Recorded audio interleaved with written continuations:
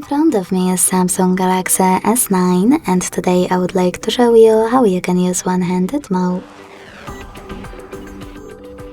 Begin by hitting Settings and scrolling down to access Advanced Features. Then tap on One-handed Mode and click on White Switcher next to Use One-handed Mode to activate it.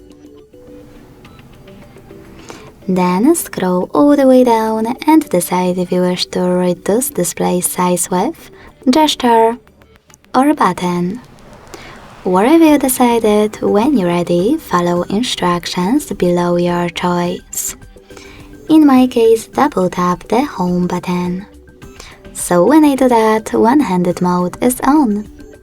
To scale it, hold one of its top corners. Pick a perfect size and let go.